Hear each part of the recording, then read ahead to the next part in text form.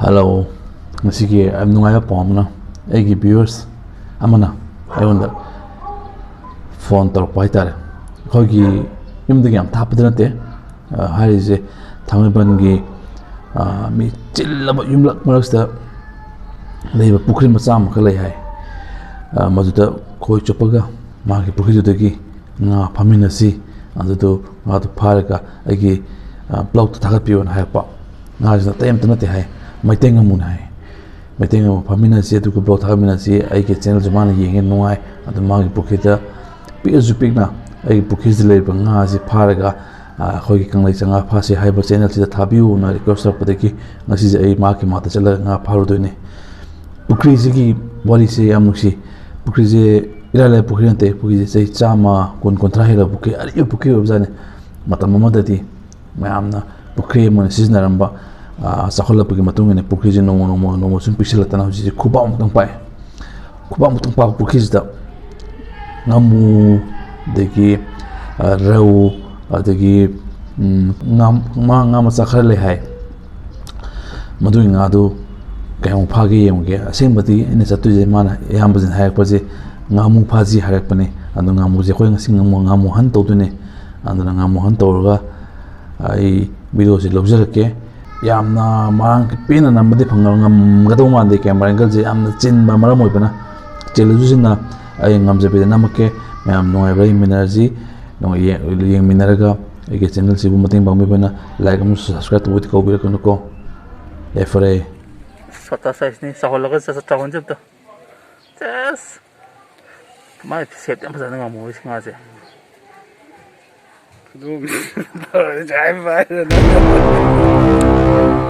si ay no expert ni si di ngamu expert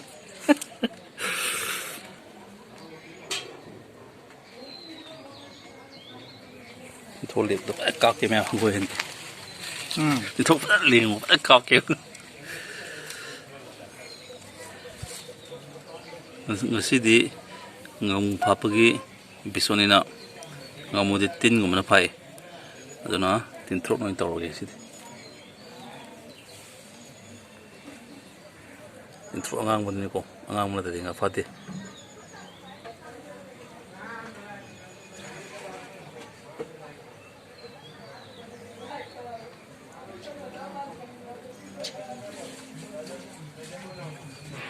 kuling ako na sumay ling ko mapan ni pham ngang phau tin thro mo ling pro tin thro mo mai sang na mate thechle putle le na ko no tin to maton lenga la thamba maton haya thamba na nga ji ko ha wite ko chi to ga maton kra dum lengan dum de tin tha ka khoi nei ge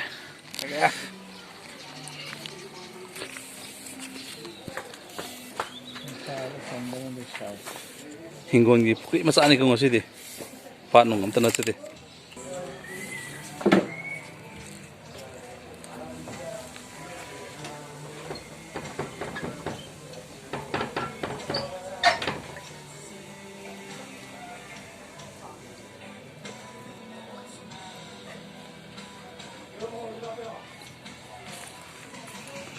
thao tor to mal si de ton tor ko to mal le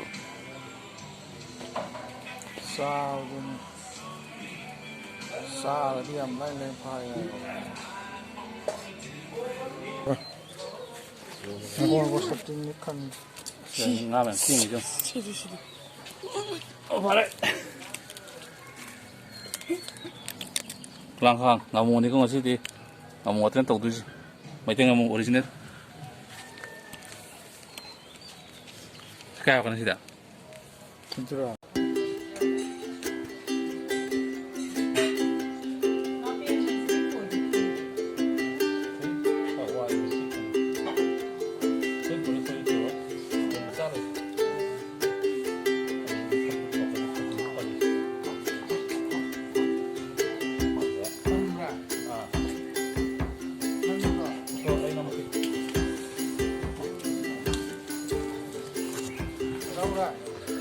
ya itu sana Ngamu pan kira be posisi po tu be po dra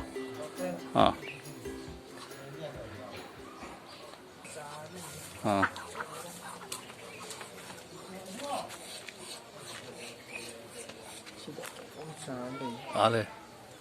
Nan ka chong male ko.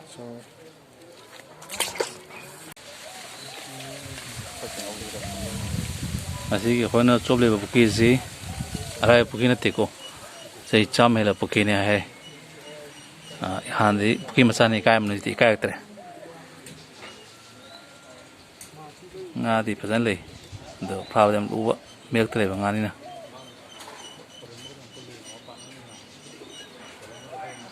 Sila nga ngamu ne.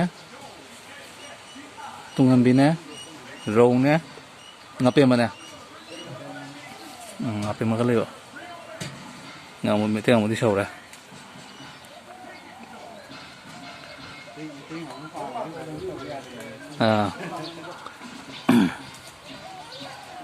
Yam nusi pukin.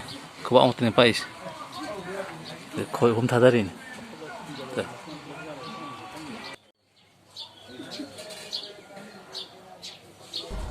Ini tintrok pai betul le, aduna yang aduna ngamu target tak laga, ini rok hal le itu rok bahagian taurin.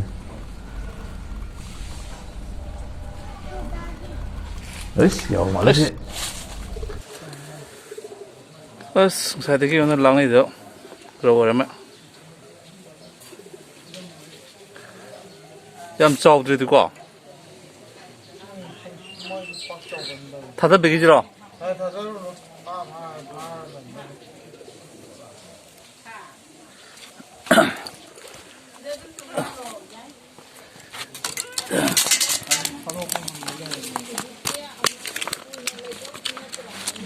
Dokter, kalau di mana? Kalau di mana? Lagi. Kau ikulai je rok nanti ya absen tidak. Kada. Kalau muncul. Jauh bukan dah berada. Kalau dia pikir mana? Nana hande thada baju su. Handa siam. Meetei ngamu sana jadi kok. Sini asal bukan dah kan. Nanti kapi ngamu mari subuh kok. Mari sudah. Ngamu mari Roma. Oke.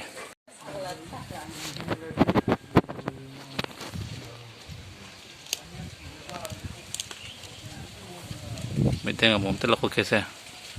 Cara mana? Sama palang gendu ni. Isle. Juga sarang tu maning tu. Ile.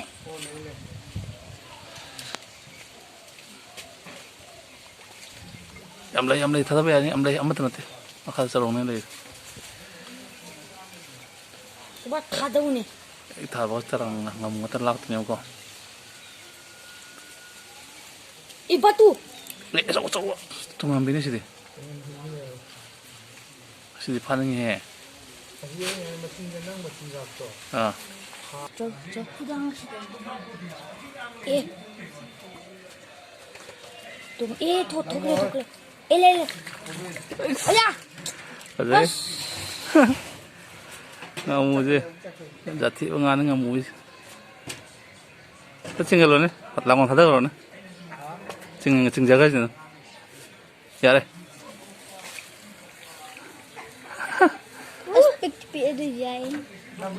Lagi. Ngamu nak kau nungai lagi ni. Ngamu lele Ngamu kene koin Paris. Itu ngamu original. Ngamu original. Farm dah nanti kau imung ipu kita ni kau. Yung buki dene. Tahu dah je. Asba. Bade bilir boy. Ngamu nak kau tu le. As nak kau. Bade ye, ada gitu. Leng ni.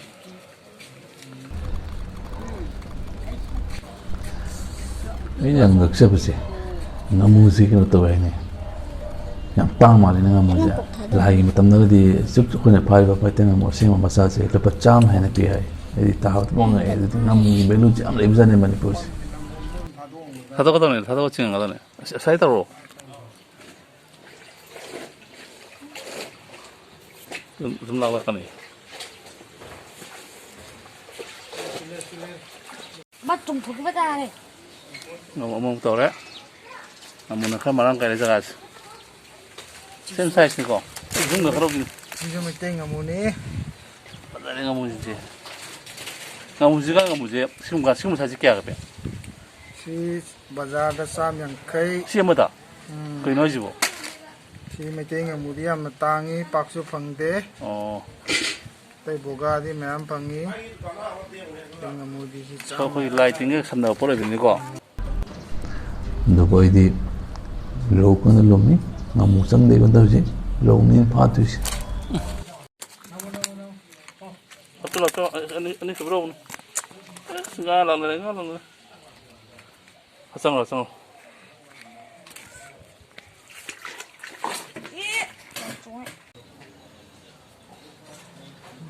Nga ju jam singi camera ina phasna kapage na nga ri ko khapoi ba atang muli gumba suma da nga sing du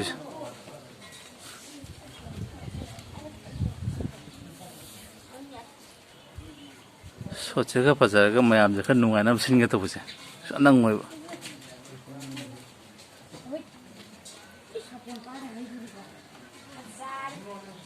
timing cha da panjale he khapa kana Ma'am pukri masana mi na waro bi bayati ko. Ai viewers ke request ni ai fulfill to bayata bu kita mota isa sabani. Do aun da kusu nuai ta boite. foto ya teo masuzu phasai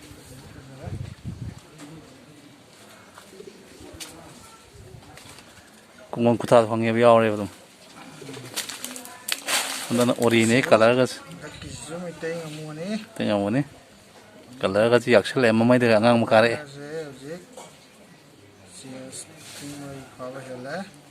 puno kya se phare ja Punna pan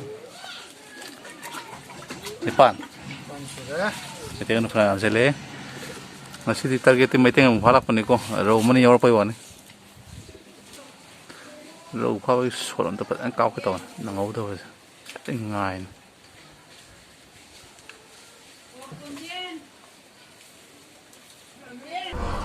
Yang si ke ma ja so po ta na. Lawo mi khap ni bese. Do ai viewers de pang de tre. Ai je ro ma le kapis. Kape.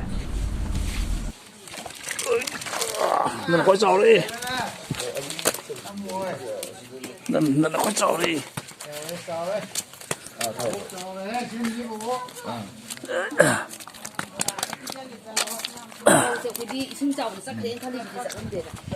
Masih nak siapa nak kalau lem bra. Nak kan masih nak tahu. Awak sim di jauh deh ha. Ya, aku mari kita tahu. Sedang kerja malu. Caca dah. Oh, pening deh.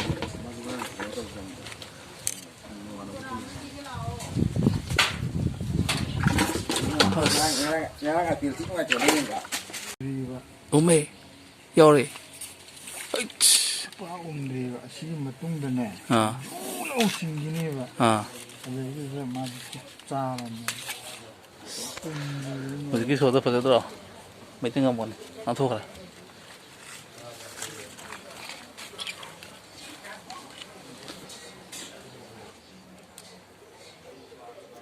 Kamu usah faham lagi teknik.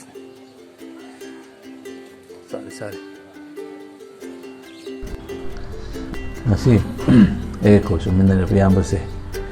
Maze amna high tense leba amna pressure leba yam bane hai. Adana pukri jida ngaje thon maki thadaraga khoi chupaga magi pothabum oye ne na hai. Tabde am nuai bhaitare. Khoi chan hajawdo khoi chupadi sat relax phangi meditate to boya hai to mado mak sana pangthom batana mana khoi gi video ji na nungai mangitana aibu mahum ni ko chumena ji ne ko pora mai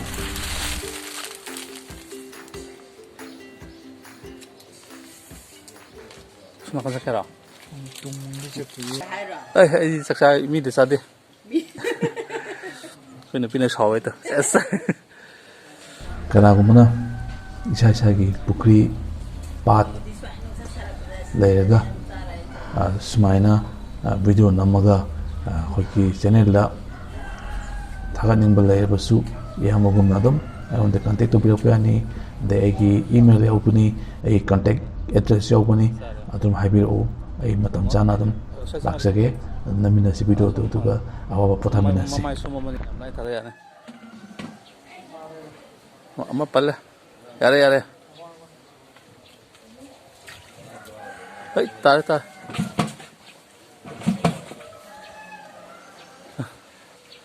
Sa sa oma lete jo. Jera kara. Ha. Đây. Sinna kara ta. Anda na peteng mo te na bogra ne bogra. Marang mang lang yo. mang lang kia hả Chu khene yo.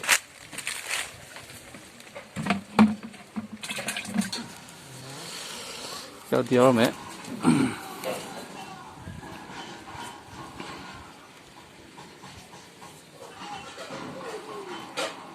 Rau phaba soram ta lakot ke na hona bani da. Ani la phaba to. Camera ta ho da ni na. Proof lai tre.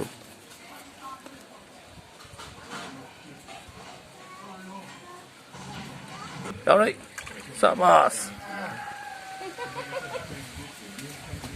Không tàu đấy. Mày thấy không muốn trò? À. Pede. Hasta lo. Một chúng tàu đấy. Xin mày thấy một rồi. tiếng ở muốn đi Mày thấy không? Cái sudah cái tàu gì vậy? Mapan tarang sila man. kia lấy Hel tra di ngare sana. terang saya yang ada Kuya jane tuga. pha đi Saya tahu itu.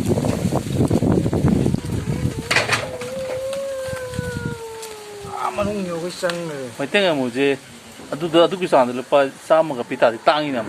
tay sao mà gì sao mà ai chứ đúng lại còn đây đúng lá cờ này Jam là anh đi đâu vậy? Còn mà ngã tới cái hay rồi thì này. At mà mình trâu đó. tiếng ở muốn đi 너무 지금 급한 거 좀 생각보다 너무 있고 소롱도 한잔 하면 안 달아미는. 너 빨리 더 있다고요?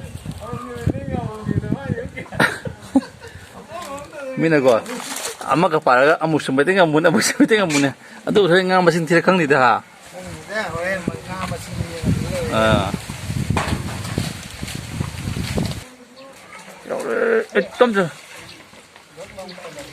여기서 방안에 있어.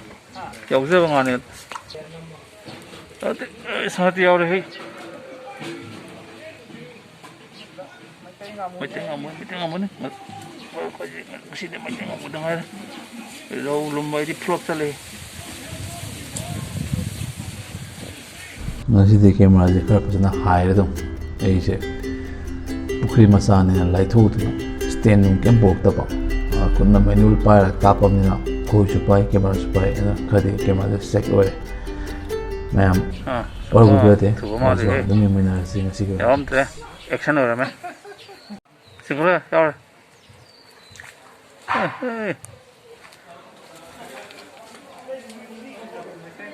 Masih long shot ngata aja pakai kamera aja.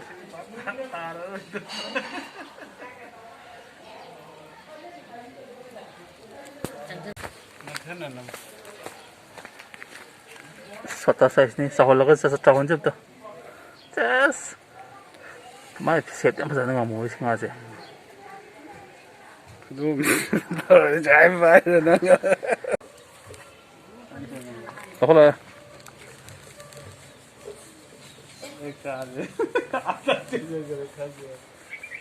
Yang mati yang ngamu yang lah. Si ngamu je black ni. đẹp nó thắt trò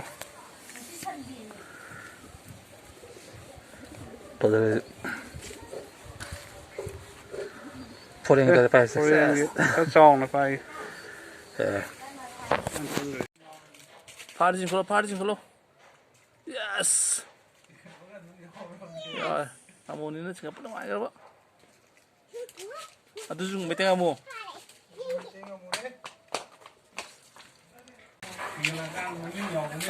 Mau tahu deh. tiếng ở muốn đi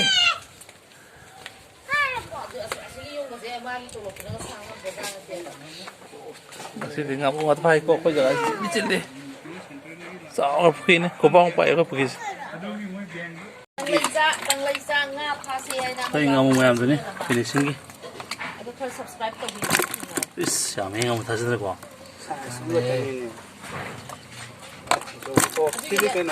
그러고 행복을 하다 봐야 돼. ꯊꯥꯗꯕ ꯌꯥꯗꯦ 내가 아직 짱기고 아직 깨알레기 흥감들 신짜오도 망드네. ꯏꯁꯤꯡ ꯆꯥꯎꯕ ꯃꯥꯡꯗꯅꯕꯅꯤ ꯍꯧꯖꯤꯛꯁꯤꯗꯁꯨ 3-4 ꯌꯥꯎꯔꯤ ꯅꯧ ꯊꯥꯗꯔꯒꯦ ꯁꯤꯅꯦ 그래서 우리 기로다 kun tara kun 정도. ꯃꯆꯥ ꯑꯣꯏꯅ ꯊꯥꯗꯕ ꯃꯆꯥ ꯑꯣꯏꯅ ꯂꯩꯔꯤꯅꯦ ꯑꯗꯨꯅ ꯕꯦꯁ ꯑꯣꯏ 그러고도 저부터 보니다 사기. ꯔꯧꯗꯤ ꯃꯁꯥꯒꯤꯅꯦ ꯏꯁꯤꯡ ꯄꯤꯁꯤꯗꯤ ꯄꯨꯛꯂꯥꯎꯕꯤ ꯑꯣꯏꯔꯒꯕꯨꯗꯤ 하잖아 야 믿어. ꯌꯥꯝꯃꯦ 아무데도 야마보네 맞다. 아마보니 메이테이 ngamu 그래서 뭐 이때 뭐 비워서 먹으러 아무것도 안 해야지.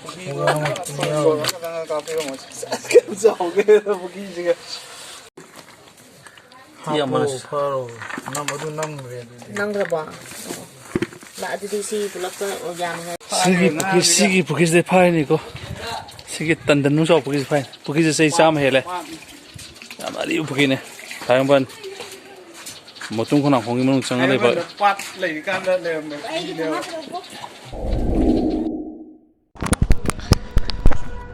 mayam ngasi gi matang lo sinjarge yam nungai pugri picture bozu tamo na nungsibam phawe sei chama hele na haiba tabata aduna mayam gi apam bani di puki chawbira pikera beers na bo hairagati ai soden laksagani asugum ba puki lega zudum paupu biro ai laga khoi jupsake antuga dum wa pa thamina si yam nungai re ngasi damuta yam bani ko birakna मागिसे अवावा पथाबगी sir ओम फंगजरे आगे जु video की episode ओम फंगजरे बाने मक्ता अमांगजे बमते उतरे मैम नुगाइजे मैम ना यंग बिरगा चैनल जिबो लाइक मुसुंग सब्सक्राइब तो बिरो